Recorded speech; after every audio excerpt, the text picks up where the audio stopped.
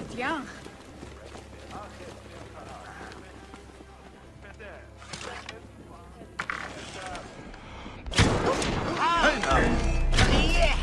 Eat this!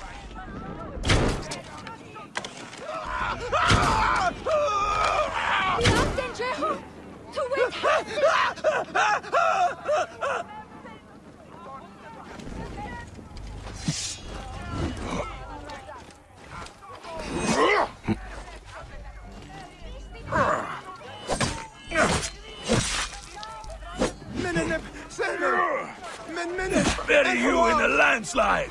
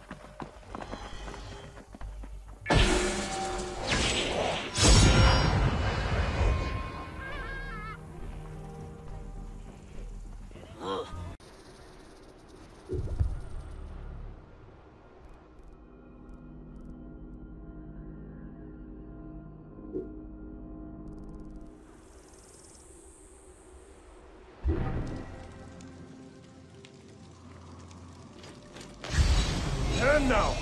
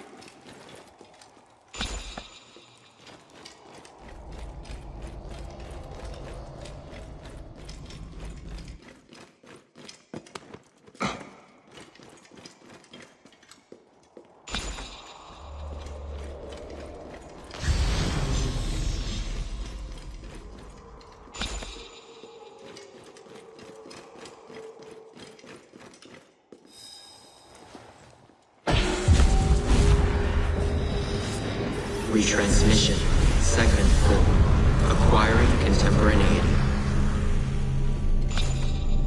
It has been 99 days since the Great Catastrophe. The messenger speaks. On the 21st day of December 2012, Desmond activated the global Aurora Borealis device and protected the Earth from the Sun's deadly coronal mass ejection.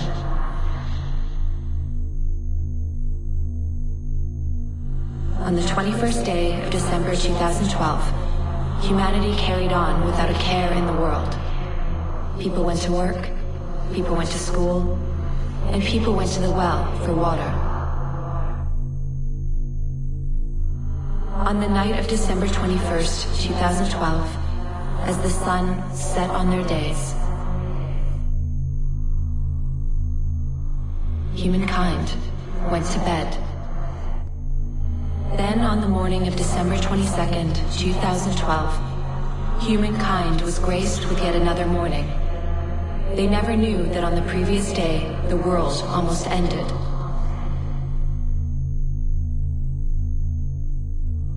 We thought that would have been enough. And it was, until it wasn't. Time is unyielding. It always corrects itself. The language of time works in many ways, two of which you can understand, as you are now. Linear continuity is a simulation that allows for variations. Within the linear continuity, there are nodes, choke points, moments where algorithms converge the flows of superposed possibilities to a single moment, where only one absolute truth is possible.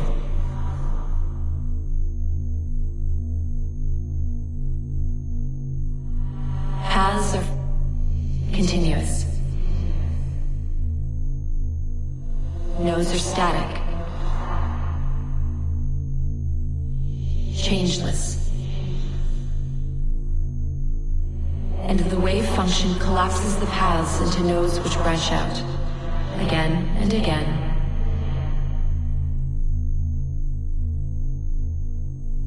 And again. And so I wonder, can you feel the wave collapsing, trying to course correct Desmond's act of defiance?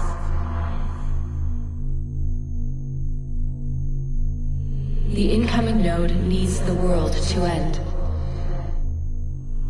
The algorithms have been carving the flow of possibilities towards that end for over 100 years now.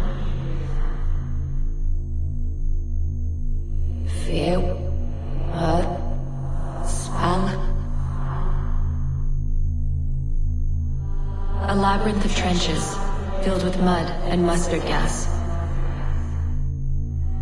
Families cowering in fear as V2s vaporize their dwellings.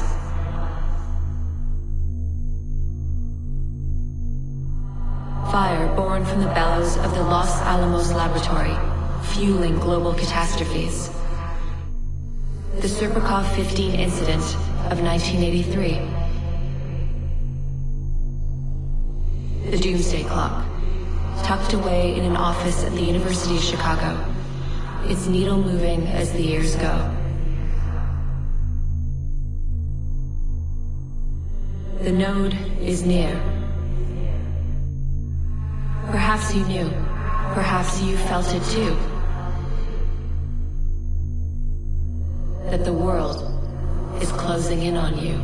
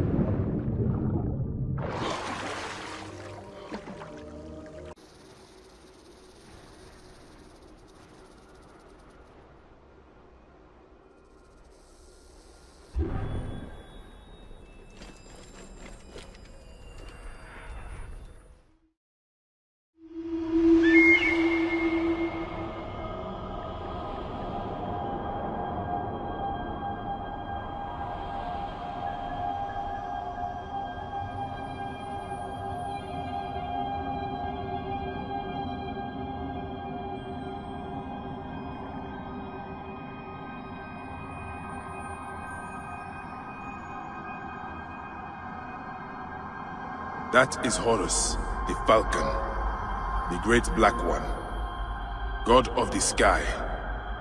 The sun is his right eye, and the moon is his left eye. Forever he flies across the heavens, making night and day. The Eye of Horus is what the Magi wear?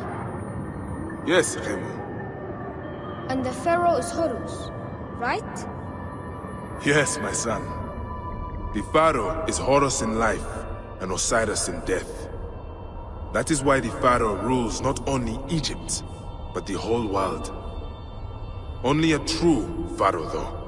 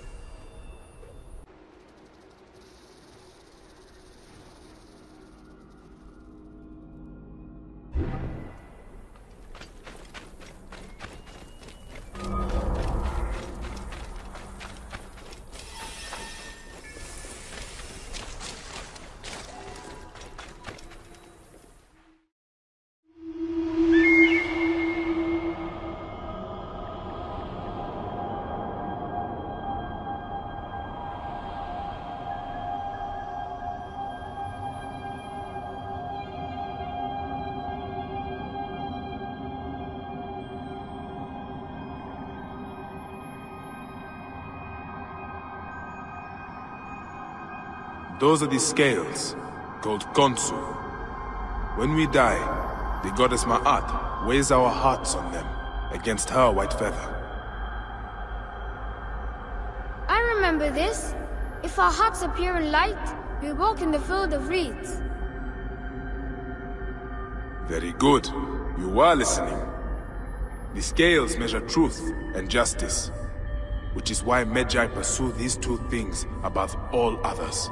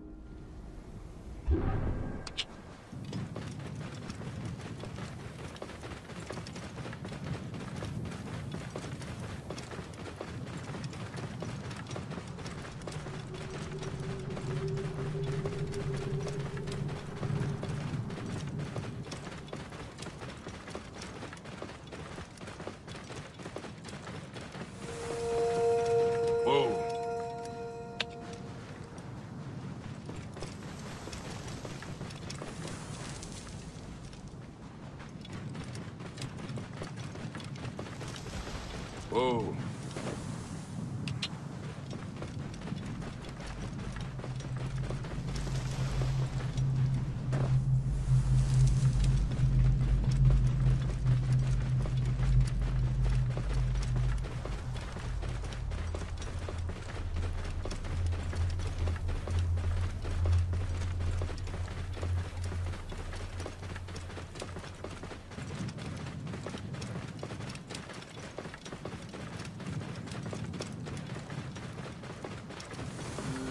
Whoa.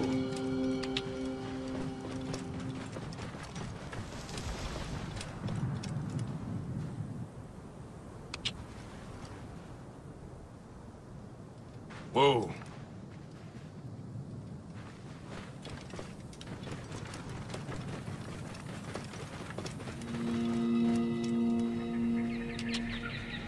Whoa.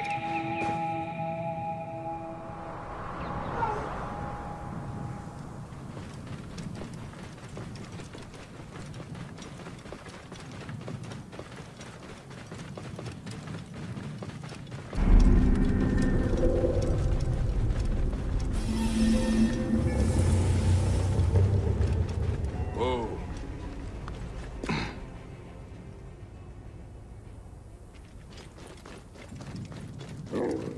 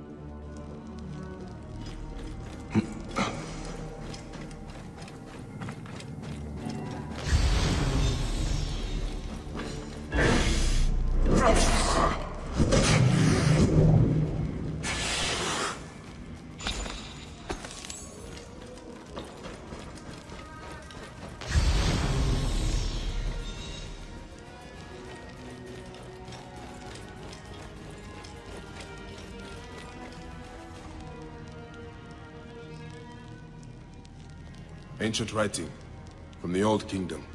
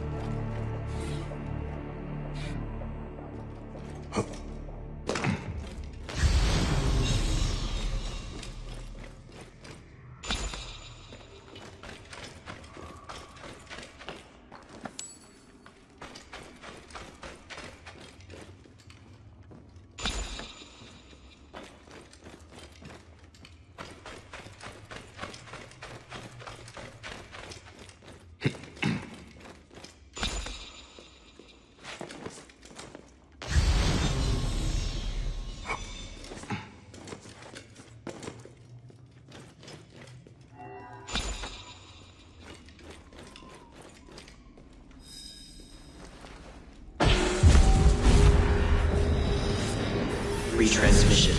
Segment 5. Acquiring contemporary aid. It has been 105 days since the Great Catastrophe. The messenger speaks. The color blue. We believe everyone sees it as we do. Ocean, sky, international Klein blue. What's to say yours and mine are of the same hue?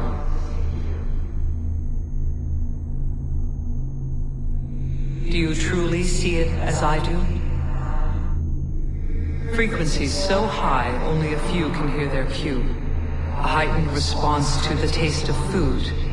Colors invisible to the human eye, save for a few. A high voice, perceived as living glass. Perceptions shape reality.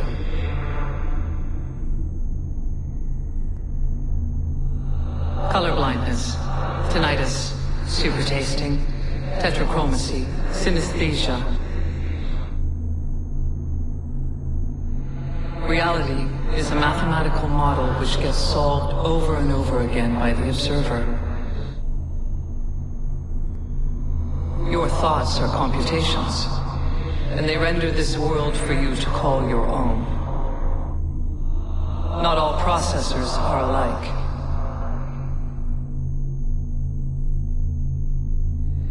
Different brains produce different realities.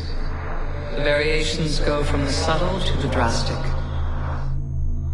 Your mind defines how much you can taste, how much you can feel, how much you can understand.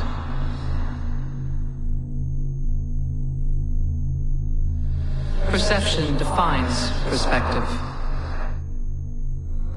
Where one sees a skull, the other sees a woman in a mirror. Where one hears silence, the other will hear entrancing voices. You experience what your brain allows you to perceive. We designed you and made sure to engineer your senses so you could perceive just what we needed you to, neither more nor less. There are parts of time we preferred you to remain blind to. It was a necessity. We have 6 senses, you have 5. Can you guess the one missing?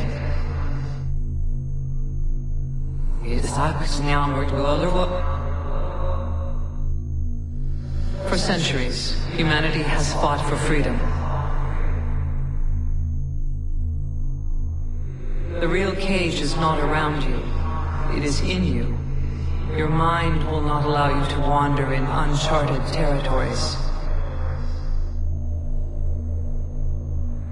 A Faraday cage for the mind. A concealed straitjacket. Events such as Upsweep and Julia fuel internet conspiracies. Sounds unknown, heard only once. A cabinet of curiosities for the modern age. And yet, they were messages, just like this one, waiting for their observer, their compatible processor. Human visionaries developed a vague awareness of their limits. They wrote obscure research papers, popular science fiction novels, some asking us to stop the world. But that's all they ever were, fictions. How could they not be? Reality is what the observer allows it to be.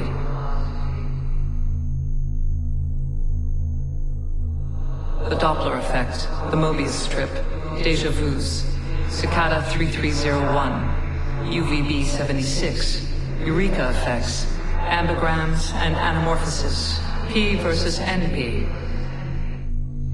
Is Schrodinger's cat dead or alive? It all depends on what you perceive, on what the cage is not hiding for you to see. Think. Let your mind be free. Explore the borders of your reality.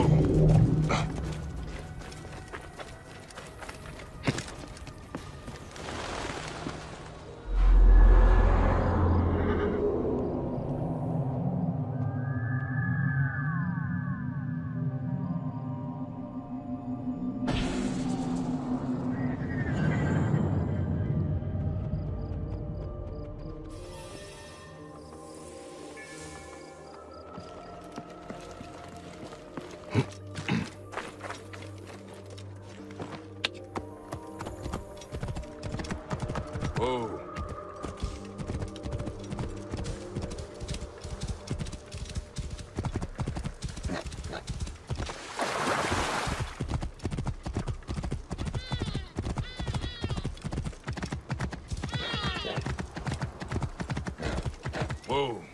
Yeah.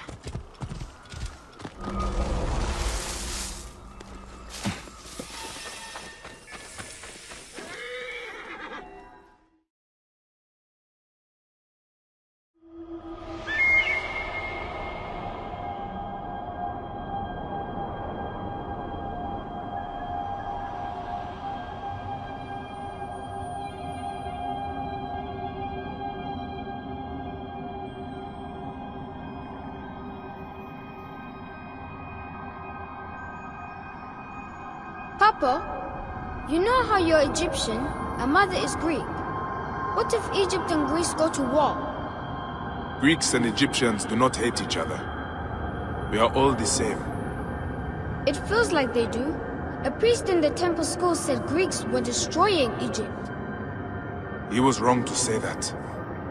There is good and bad in everyone. You are the child of both Egypt and Greece. You are proof they do not hate each other.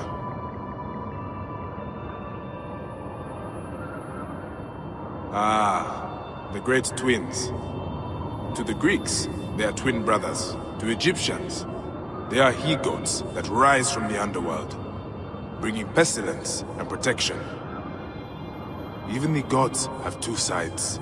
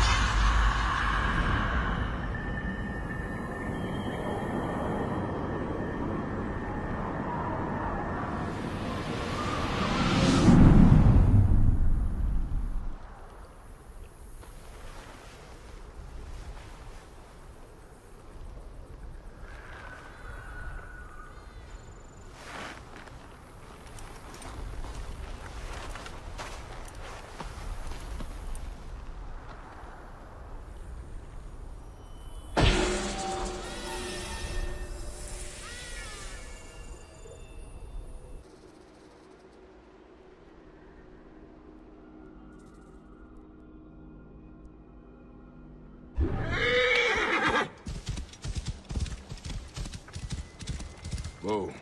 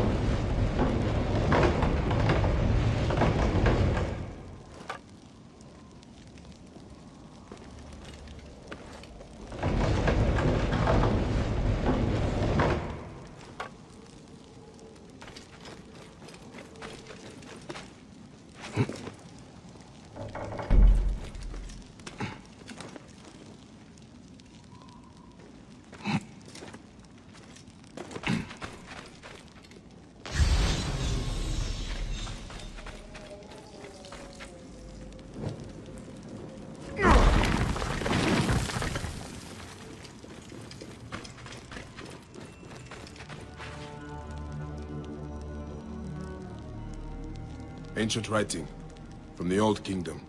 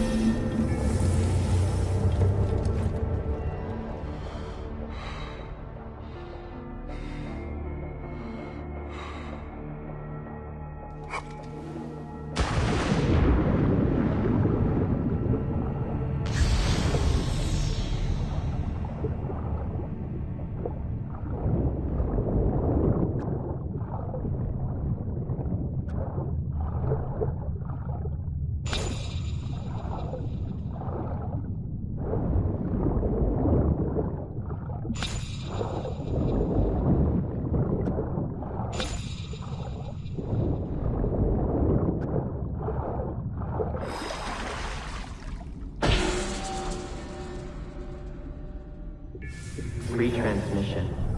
Segment 2. Acquiring contemporaneity. It has been 93 days since the Great Catastrophe. The messenger speaks.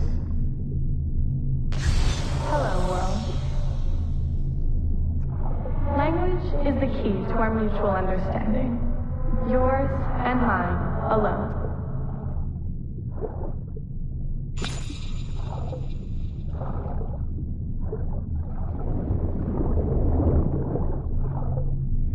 Retransmission. We listened to your times. We learned. And today, we'll exchange words from the age of post-truth. They mean nothing to him. Human language carries knowledge and wit, lies and broken promises. Through language, you share fear, excitement, hope. It is the syntax with which you articulate what surrounds you. A structure to express and share your understanding of the world. It conveys abstraction, change, and uncertainty. Human language is flexible. It can even become mathematics. It solves and predicts, weighs and decodes. It can count objects using basic numbers in one breath, and solve quadratic equations using imaginary ones in the next. You've engineered dialogues with thinking machines in an attempt to add new vocabulary, to expand your understanding of reality. But your mastery of the code is rudimentary at best. No surprise, you were designed to have boundaries after all. And one cannot speak of that which one cannot conceive. The code, equations that define life, they are nestled deep within every star and every mote of dust. Every second that passes is a word, a symbol, all part of an intricate yet simple language existing within the framework of time itself. It is the one rule which applies to us all, immutable, inescapable. The code is a bridge, a single point of cohesion between your civilization and mine. It is a language that can be read, that tells of what was, what is, and what will be. A language that we who came before can read, though you cannot. Time is more than the hour of the day, the readings of an atomic clock, something to lose, something to run out of. Time is a set of rules, not unlike the language you so dearly use to converse with your powerful machine. Time is a system that defines what comes to be. That is how we understand it. The code is time, and time is code. As you scratch the surface and uncover the truth, ask yourself if there is something more, something else. No need to be puzzled. You've seen time written before. You are surrounded by it as we speak. To your untrained mind, time might just look like paths and nodes. To us, it is not unlike a chalkboard covered in calculus. It reveals a window through which stretches the map to infinity. Yeah, see? As I speak of it in its true form, your mind is incapable of making sense of it. Were you to read, you'd learn about the other simulations. You'd learn about the genesis of who you came to be. You'd learn about space and its fluidity. Simply put, time is the language which existence is made of. All our existences